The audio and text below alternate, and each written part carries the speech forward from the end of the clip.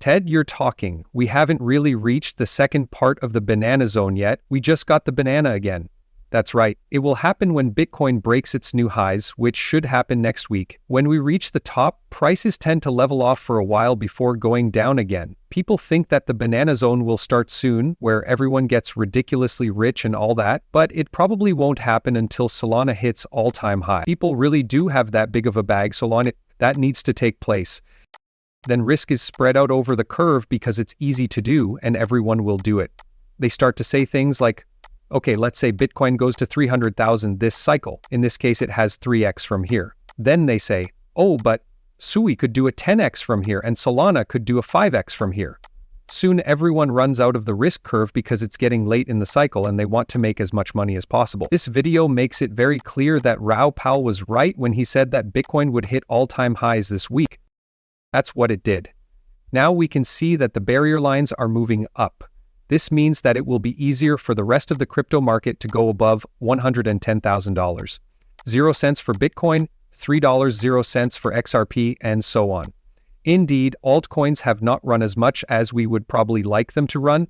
This should be a very exciting time. Since Bitcoin is the most popular cryptocurrency, a lot of its capital is going to be taken and spread out among the other cryptocurrencies. This means that XRPC hasn't seen a lot of the price growth we'd like to see. Yes, the second part of the banana zone has not yet begun. Yes, I do believe that prices will go up a lot in the near future. That's what this movie's all about. Hit that like button. Let's start.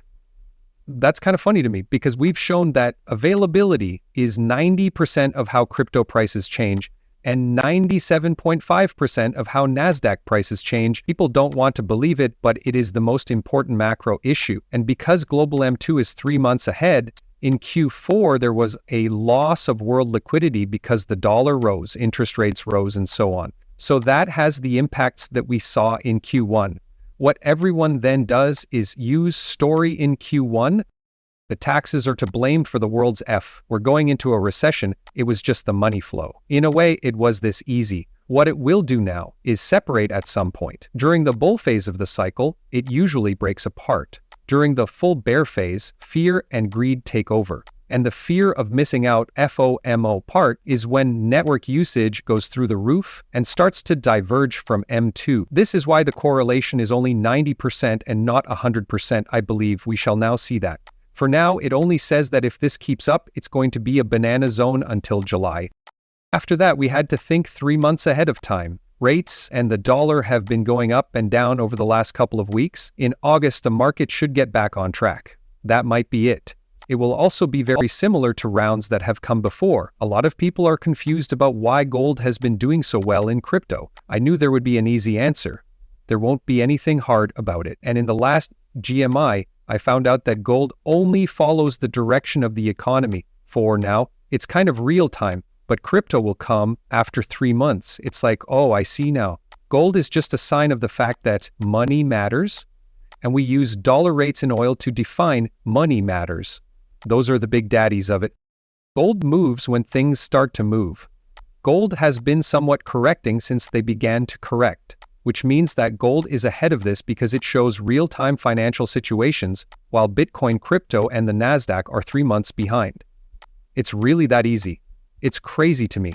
At the very top of Bitcoin's popularity, I sent out a tweet that said, think popularity has peaked. I believe it has. This circle is at the right point. This part in the banana zone is where it takes place. This is what normally happens after the first correction. To make things easier, let's say Bitcoin goes from 100,000 to 150,000. Based on how the other tokens have done, we can guess that Sway probably does 3 times that or more. Being the leader in Bitcoin, when it falls, it's usually the start of the silly season. By definition, that means that other tokens are doing better. And if Bitcoin is going up, which it is, then that's what we should see. Just so you know, I think Bitcoin's control has gone down a bit. It went from 62 to 63. It will go back up to the top and then go down. And people will start to see that next move. Also, I think that's what people do when Bitcoin hits a new all-time high and everything else goes crazy. This is the same kind of time in 2021. It took place in January that year. Yes. At what point did that drop go from 70% down to 38% in a few months? That's crazy. That's a different season. We saw one like it here in 2017. I think it's the same one. It began around February 17th. In other words, it dropped from 95 to 35, yes. It's interesting that Bitcoin's power is decreasing over time. That means there are always fewer low highs than peaks. Yes, even though the lows look about the same, it looks like we should come back down here, and it does so quickly. It takes 2, 3, or 4 months. You already know that my bet has been sweet. It did better than anything else. As you go up, it keeps going up, taking a look and then taking another look. It does everything right all the time. It does better. I don't see any reason why that should stop. Oh, I see. A lot of people fight about VC tokens having low free float. A low free float goes up more in a bull market. This is something that most people don't get. This is known by everyone who has ever traded in a developing market. That's what takes place. They lose more when the market is down. It's really that easy. Because there is less supply and more demand, because of SU and other things like it. Because of this, it works really, really well. This is the SU chart for Solana. I'll take a look at it once a week. It got out of this pattern of bases. It marked and organized. I think the next move will get through all of this. That means SU is still the fastest horse in the race. That's right, a different question because I think I can catch up, but this just looks like it's flagging here again. After that comes the next move, which is another one where Sway dramatically beats Sol. To make things easier to understand, I use the example of liquidity as the main factor. Since liquidity is the main factor, everything is linked. So just compare the two charts and pick the asset that is stronger without going too far along the risk curve. In the end, though, this is a flag design. Once this is over, ETH can make its next move up anywhere. If this turns out to be true, that picture is shocking because it will change everyone's story about ETH again. I still think that ETH from this point on could do better than Solana. It's possible. It's possible. You don't get fired for building on what I think will happen with the banking system. I think Microsoft is a good idea. I've never been to a bank, insurance company, or big business that had Apple Macs. All of it is on Microsoft. Why? Because it's an operating system that everyone can use. And people don't have to learn anything new when they are hired, fired, or replaced. But if you want to base the whole economy on SUI, everyone needs to learn a move language. Developers are not as many as before.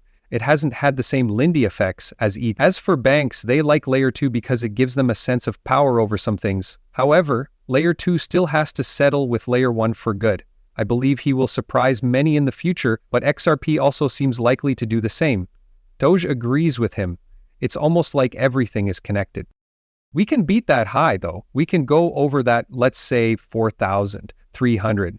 It's really going to blow up. I believe there is an NFT season. Yes, it's a little different from the last one. I believe we are witnessing a split in the present. One is websites that help people build their own names. We'll also talk about what you're doing. There are drawings, fat penguins, and other things like that. And that still seems to be getting people's attention. Next is the art side, which looks like it's going well. The PFP side comes next. There are some projects that will live on, and the fact that punks are going to Mickey Malko, who is a good friend of mine, is great news.